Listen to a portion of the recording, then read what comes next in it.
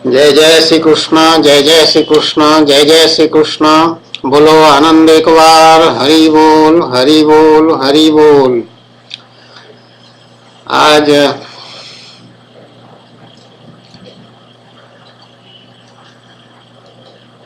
दिन शुक्रवार है और तिथि माघ कृष्ण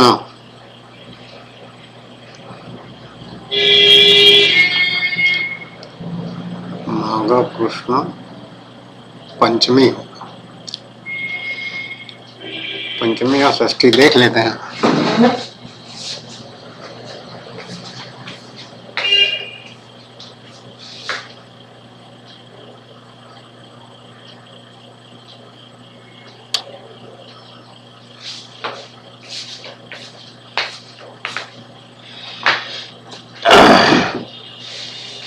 पंचमी नहीं, आज चतुर्थी लिखा है कैलेंडर में।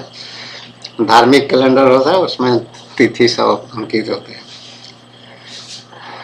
चतुर्थी है, लेकिन परसों मना चुके हैं संकष्टा गणेश चतुर्थी व्रत यहाँ के लोगों ने।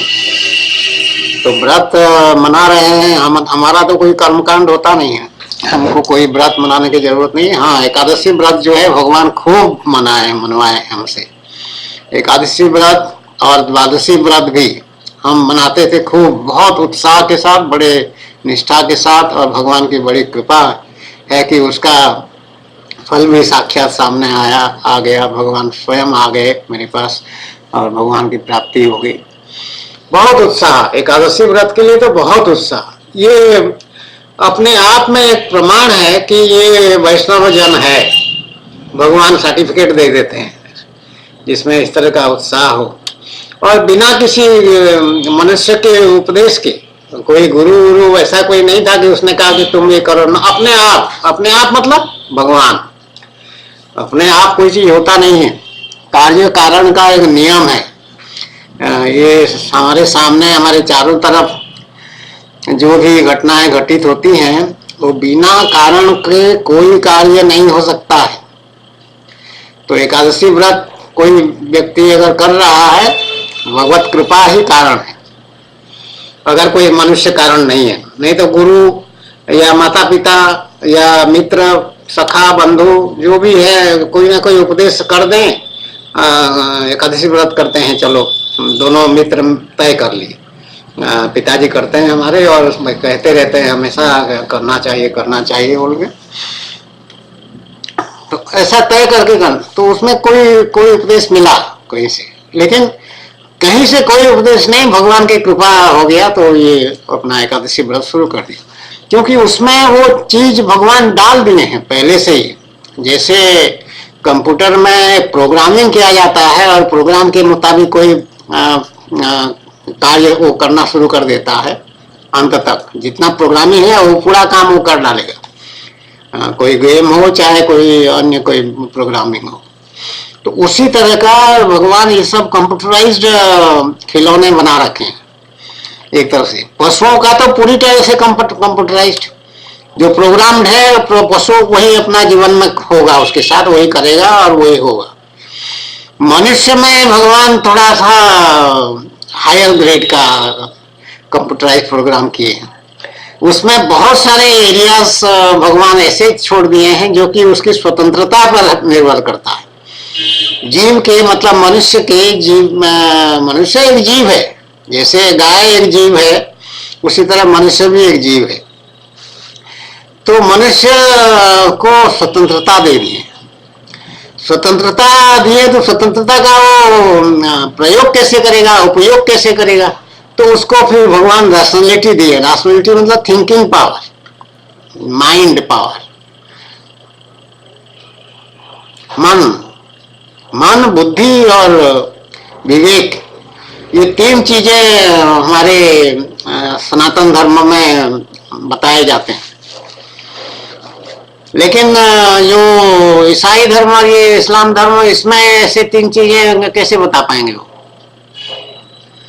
मुझे नहीं पता। इंग्लिश में तो ऐसा कोई शब्द विवेक का विवेक जिसको कहते हैं उसका इक्विवेलेंट शब्द कोई अंग्रेजी भाषा में मुझे नहीं मिला। होगा जानकार अंग्रेजी लोग, हो सकता है कोई शब्द हो जिनके पास, हम अंग्रेजी के उस्ताद तो हैं खाली वर्किंग नॉलेज ऑफ इंग्लिश हमारा था और दूसरों के मुकाबले थोड़ा बेहतर था। ग्रामेटिकली करेक्ट इंग्लिश जो है, व्याकरण के अनुसार सही भाषा, हमेशा ये हमारा रहा है। भगवान की कृपा से मैं, हमारे पिताजी जो है नीलाचल श्रीयुक्त कहते हैं उड़िया भाषा में, श्रीयुक्त नीलाचल बिहारी पंडा। यदि भी किसी बुजुर्ग व्यक्ति का, सम्माननीय व्यक्ति का नाम लिया जाता है, खाली श्री नहीं कहते हैं, श्रीयुक्त नीलाचल बिहारी पंडा। नीलाचल बिहारी पंडा, हिंदी में ऐसे कहते हैं नीलाचल बिहारी पंडा। नीलाचल क्या होता है? नीलाचल कोई शब्द है ही नहीं, आखिरी में ल है, होना पड़ेगा। नीलाचल बिहारी पंडा, जैसे धर्म, धर्म नहीं है, धर्म, धर्म राम नहीं है, राम कृष्ण, श्री कृष्ण चंद्र। कृष्ण तो मजबूर होकर लोग कहेंगे ही कृष्ण, लेकिन कृष्ण कहने के बजाय उसको कृष्णा कृष्णा शुरू कर देते हैं। धैर्य नहीं हिंदी भाषा के लोगों को जो भी है। तो इसी तरह से ये सब बातें हैं रहस्य को।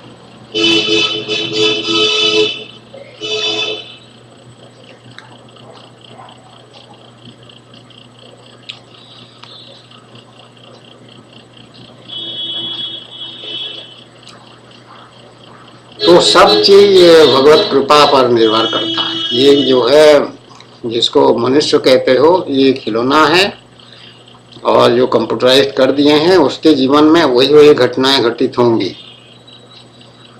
तो इसी तरह से गायत्री जप हो, चाहे एकादशी व्रत की बात हो, गायत्री जप का पाठ करना, बहुत सौभाग्यवान व्यक्ति ही गायत्री जप का पाठ करता है। गायत्री जप बहुत सरल छंद नहीं है, उसमें उसका जो भावार्थ है बहुत कठिन भावार्थ है। ओम भूर्भुवस्वः तत्सवितुर्वरेण्यं भर्गो देवस्य धीमहि धियो यो न प्रचोदयात्। उसको असल ये वेद का है, ऋग्वेद में है। तो वेद का पाठ ऐसे सामान्य पुस्तक पढ़ने जैसा नहीं पढ़ा जाता है, उसका वो लय आदि सब चीज तय है, उच्चारण लय, ये बहुत टेक्निकल है, तकनीकी बातें इसमें शामिल है जो हम लोग नहीं जानते हैं। जो कर्मकांड के विद्वान हैं, जैसे महेश जोगी जो थे, महेश जोगी कर्मकांड के मास्टर है, उस्ताद, ऐसा समझ सकते हैं जितना हमारा देखने में समझने में आया है। बाकी और विशेषज्ञ लोग और बातें कर सकते हैं, करें, करना है तो करें। भगवान हमको ऑथराइज कर दिए, किसी के बारे में भी कोई भी टीका टिप्पणी करने के लिए हमको भगवान ने अनुमति, आदेश दे दिया है। आराम खुल के बोला करो। हम भक्त है ना, भक्त के लिए कोई विधि निषेध लागू नहीं होता है। उसका आधार है भागवत महापुराण का अध्याय 10 का चौथा स्कंध 10 का चौथा अध्याय का 40वां श्लोक। 87वां अध्याय, चौथा नहीं 87वां अध्याय का 40वां श्लोक। तो महेश योगी कर्मकांड, तो इसलिए तो इसका गायत्री जब पाठ करना में नियम है, जब चाहे ऐसे नहीं करना। भगवान मेरे स्वामी श्री कृष्णचंद्र जो हैं, ये प्रतिदिन गायत्री जप का मानसिक जप करते थे स्नान के समय, ऐसा भागवत महापुराण में वर्णन है। तो इसको मानसिक जप करने का भी एक नियम है। दूसरा, उच्चारण से करो तो उसका फिर वो विधि निषेध जो भी उसके नियम बने हुए हैं उस नियम के अनुसार उच्चारण करो। और सामूहिक पाठ करना है कि नहीं है, मना है, मुझे ठीक से स्मरण नहीं है। कहीं पर मैंने ये पढ़ा था कि सामूहिक उच्चारण यदि किया जाएगा गायत्री जप का, तो उसमें बहुत ज्यादा ऊर्जा का संचार हो जाएगा, बहुत ऊर्जा प्रकट हो जाएगा। तो इस तरह के ये हमारा जो वेद उपनिषद है ये सब रहस्यपूर्ण है और बहुत शक्तिशाली है। गायत्री जप की शक्ति तो आप देख ही रहे हैं सामने। हमारी साधना ही प्रारंभ हुआ गायत्री जप से। भगवान ऐसी बुद्धि दिए, जाकर के वो पुस्तक खरीद के ले आए गायत्री जप का, उसका अर्थ क्या है, भावार्थ क्या है, साधना कैसा है, उसका यज्ञ कैसा है, वो सब चीज उसमें लिखा हुआ है। उसको फिर अभ्यास करना शुरू प्रारंभ हो गया। ये भगवत कृपा नहीं है तो और क्या है। किसी मनुष्य ने नहीं कहा था कि ऐसा तुम करो, केवल इतने उसका आधार जो है वो यही है कि डीके पंडा जो है वो ब्राह्मण परिवार का है और उसका जनेऊ संस्कार जो है, जिसको यज्ञोपवीत कहते हैं शुद्ध भाषा में, यज्ञोपवीत संस्कार उसका हो चुका था। तो यज्ञोपवीत में उसको जो यज्ञोपवीत प्रदान किया गया है पहनने के लिए, उसमें क्या क्या रिचुअल्स हुए थे, औपचारिकता हुई थी, क्या कैसे श्लोक पढ़े गए थे, क्या मंत्र दिया गया था, वो उसमें से थोड़ा थोड़ा उसको आभास है, अभी भी याद है, स्मरण है। तो उसी में जिज्ञासा ये हुई कि अरे हम ब्राह्मण परिवार में हैं, जनेऊ पहनते हैं, यज्ञोपवीत धारण करते हैं, तो इसका गायत्री जब हमको दिया जाता है यज्ञोपवीत के समय में, तभी हम ब्रह्मचारी हो जाते हैं कुछ दिनों के लिए और फिर आगे की यात्रा, जीवन यात्रा चलता है। तो हम समझें तो सही ये गायत्री जप है क्या, और ये गायत्री जप में क्या क्या शक्ति है, क्या बात है, इनका मतलब क्या है। खास संस्कृत भाषा में पूरा अर्थ तो समझ में नहीं आया। बस ये शुभ आरंभ इस तरह से भगवान कराते हैं अपने उद्देश्य की पूर्ति कराने के लिए, या अपने जो भी उनका भगवान का कार्यक्रम है एक जीव को लेकर के उसको पूरा करने के लिए भगवान ऐसे ऐसे बुद्धि मस्तिष्क में दे देते हैं, उस बुद्धि को जागृत कर देते हैं। तो गया, पैंट शर्ट पहन लिया फौरन और जाके, ये भुवनेश्वर की बात है, भुवनेश्वर में यूनिट 3 का क्वार्टर नंबर 9 है, मुझे यहाँ तक स्मरण है। बड़े भाई साहब श्री राजेंद्र किशोर पंडा, IAS 1967 बैच। ये जो मिश्रा बने हैं प्रधानमंत्री मोदी के प्रधान सचिव, नृपेंद्र मिश्रा, सुंदर नाम है उनका, नृपेंद्र मिश्रा, उत्तर प्रदेश कैडर के, हमारी जान पहचान के, मुझे भी वो जानते हैं, उनको जरूर स्मरण होगा। मैं तो उनको अच्छी तरह जानता हूँ, हमारे वरिष्ठ अधिकारी थे उत्तर प्रदेश शासन में, तो हम उत्तर प्रदेश के IPS अफसर हैं, तो कैसे नहीं जानेंगे। उन्हीं के बैच के हैं हमारे बड़े भाई साहब राजेंद्र किशोर पंडा।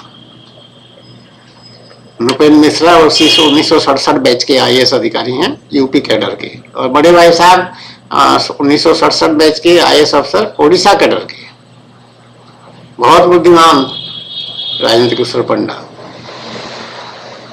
डीके पंडा को कुछ भी नहीं समझते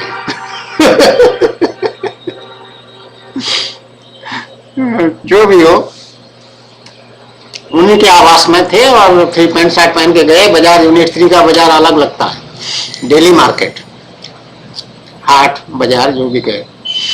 तो वहाँ ऑस्ट्रेलिया में मिल गया एक छोटा सा पुस्तक, गायत्री जप ले आए और उसके बाद साधना शुरू हो गया। और उसके बाद वही जप में इतनी शक्ति का संचार हुआ, उसके हृदय में कहो, मस्तिष्क में कहो, शरीर में कहो, या वातावरण में कहो, ये सब के सब ऊर्जावान हो गए। और कैसा ऊर्जा? भगवान की ऊर्जा, स्पिरिचुअल ऊर्जा, दिव्य ऊर्जा, जो कि उसको डीके पंडा को खींच के ले गया, भगवान के श्री चरणों में डाल दिया। और भगवान श्री कृष्ण चंद्र की प्राप्ति होगी, करा दिया वो गायत्री जप। इतने शक्तिशाली गायत्री जप। गायत्री जप की महिमा जितना करो उतना ही कम, उसका महिमा का जितना दान करो उतना ही कम, मैं ये कहती हूँ, क्योंकि वो उसका अनुभव में है, वो बात आ गया है। भगवान भी प्रशंसा की है गायत्री जप का। छंदांसी गायत्री हम, इस तरह से कुछ कहे हैं अपना विभूति योग में। विभूतियों का वर्णन जब किए हैं कि मैं ऐसा ऐसा हूँ, सूर्य भी हूँ, चंद्रमा भी हूँ, फलाना हूँ, डिमका हूँ, सब जल भी हूँ। तो कह रहे छंदों में मैं गायत्री हूँ, सर्वश्रेष्ठ छंद, गायत्री छंद, उसको मंत्र भी कहते हैं, छंद भी कहते हैं। हमारा सनातन धर्म जो है कोई रुकावट या कोई दायरे नहीं तय करते हैं, वो बहुत विस्तार से सब चीज छूट दे रखे, no boundary, no limits, unlimited, सब चीज में अनलिमिटेड, सच्ची में है। तो ये गायत्री जब से भी डीके पंडा की यात्रा शुरू हुई, आध्यात्मिक यात्रा, एकदम निश्चित 100% ये बात सत्य है। और वो आध्यात्मिक यात्रा जो है भगवान की प्राप्ति में पूर्णावती हुई और सिद्ध हुआ। साधना, साधना को भगवान सिद्ध कराए, पूर्णावती भगवान देने वाले हैं।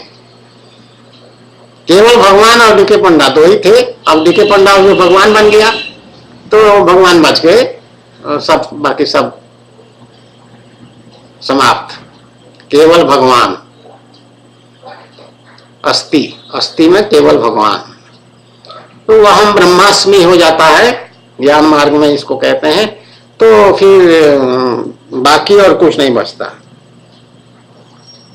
ये सर्दी फिर तेज हो गया ना, बीच में कम हो गया था, तो इसलिए कपड़ा वपड़ा थोड़ा ज्यादा पहनना पड़ता है आयु के साथ सब चीज मैं, लेकिन ठीक है, हमको उससे क्या करना है, ये तो भगवान की कृपा है।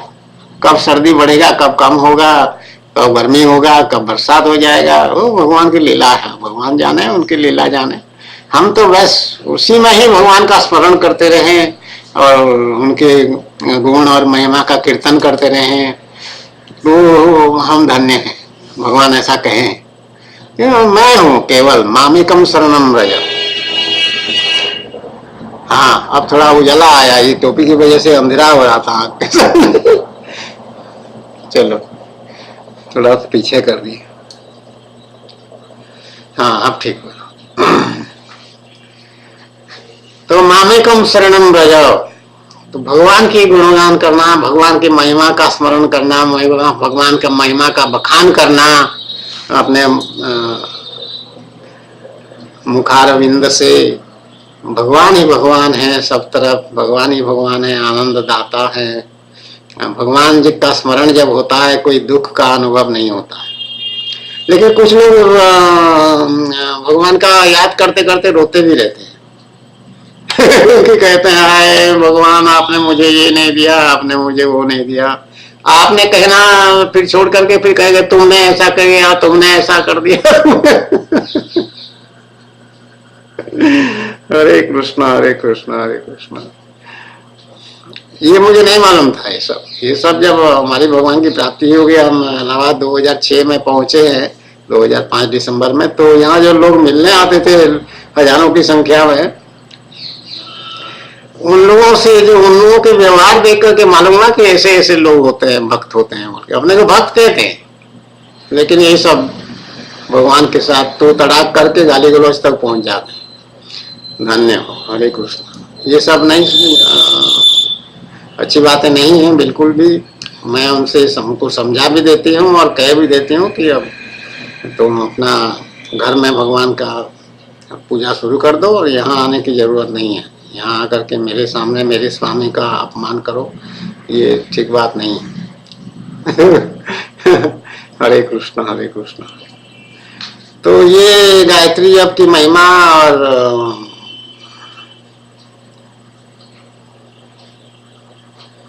एकादशी व्रत की महिमा भी वही है। एकादशी व्रत का भी क्या परिणाम हुआ, भगवान की प्राप्ति, लेकिन निष्ठापूर्वक।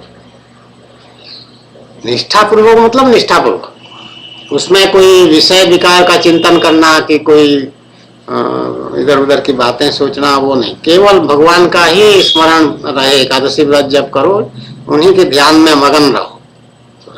चाहे स्वाध्याय कर लो 2-4 घंटा, या कई बार घंटी बज गया, रोटी वाला आया होगा, रोटी लाया होगा। कोहली ढाबा यहाँ पास में है, वहां से रोटी लाता आता है हमारा, खरीदते हैं वहां से। और कोई उपाय नहीं है, इसलिए ऐसा व्यवस्था भगवान कर दिए हैं। जय जय श्री कृष्ण, जय जय श्री कृष्ण, जय जय श्री कृष्ण। बोलो आनंद एक बार, हरि बोल हरि बोल।